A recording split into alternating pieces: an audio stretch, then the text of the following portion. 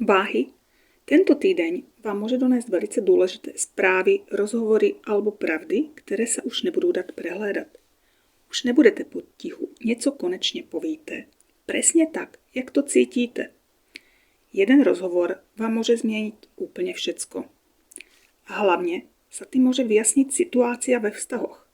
Ale týdeň môže donést aj nejakú krátku cestu, návštevu, náhodné stretnutí, alebo celkovo nejakú velice dôležitú náhodu. A co vám na to povedali karty a runy? Vidím tu opravdu dôležitú správu. Bude impulzem k vašemu dalšímu kroku. Něco ťažkého sa končí. Je tam štyrka kárová, znamená to, že sa karta obrátí hlavne ve finančnej oblasti. To potvrdili aj runy. Môže to byť cez vztahy, ale iste tam vidím odmienu po dlhém období nejistoty. Ano, záhorácké orákulum říká, že to byla skúška, ale na spodku balíčka je radosť. A tá vás čeká. Váhy. Prejme vám krásný týdeň, všetko dobré a děkujeme vám za všetky vaše odběry, lajky a komentáře. Dovidenia. Škorpióni, vy asi tento týdeň něco významného odhalíte. Nějaká skrytá pravda vyjde najevo. Môže sa to týkať vztahu, alebo iba nejakého človeka okolo vás. Úplněk na konci týdňa otevře oblasť peněz, hodnot a istot a ukáže vám, kde je konečne čas něco změnit. A co vám na to povedali karty a runy? No vypadá to na odchod z nějaké ťažké životní etapy, která vás dlouhodobo vyčerpávala. Tento týdeň vám môže dojít správa, která začne měnit situáciu. Mnoho z vás cítilo poslední dobu únavu, ale toto vás nabije energiu. A aj keď některé změny dojdou fakt nečekaně, jak ukazují runy, naše záhorácké orákulum říká, že jste pod vysokou ochranou a jde vám to k větší radosti v životě. Škorpionci, přejeme vám krásný týdeň, všecko dobré a děkujeme vám za všetky vaše odběry, lajky a komentáře. Dovidenia. Strelci, pro vás môže byť tento týdeň opravdu až osudový. Úplněk ve vašem znamení môže donést nový pracovný impuls. Zajímavú ponuku. Môže dojít nová osoba, alebo môžete úplne změnit svoje plány.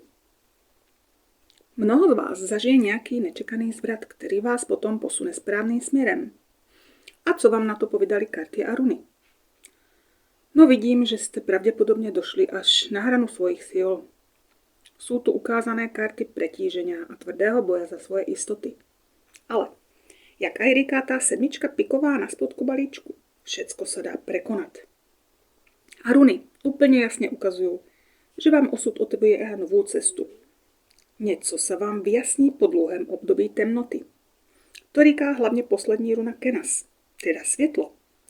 Ale aj prival novej energie a vyřešení nějakého vleklého problému.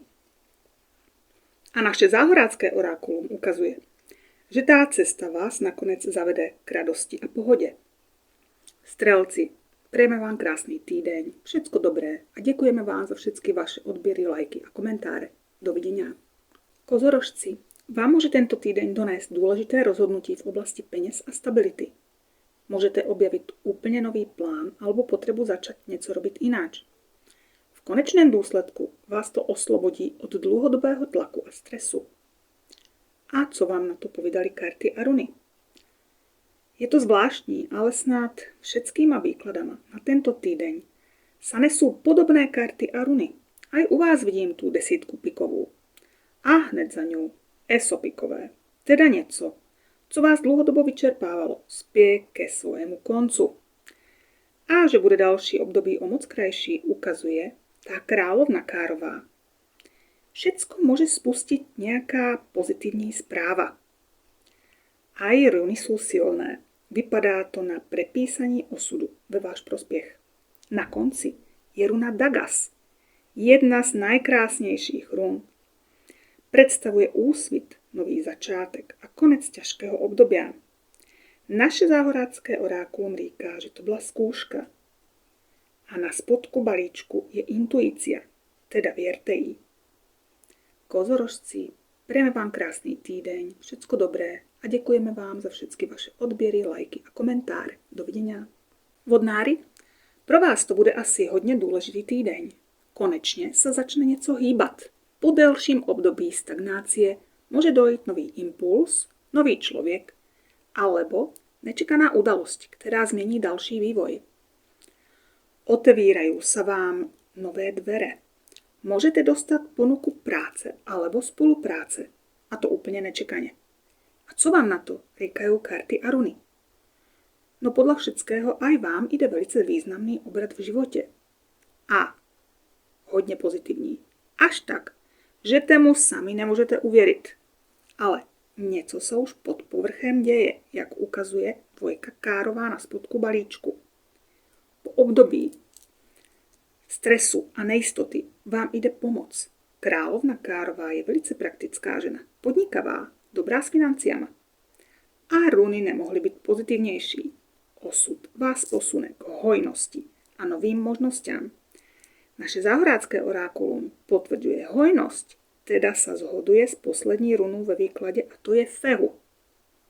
Najpozitivnější runa ohledně hojnosti. Vodnárci, přejeme vám krásný týdeň, všecko dobré a děkujeme vám za všechny vaše odběry, lajky a komentáře. Dovidenia. Ryby, vám končí dlouhá, těžká etapa. A jde vám úplně nový život. Hodně z vás bude víc řešit peníze, budoucnost, jistoty alebo potřebu větší stability.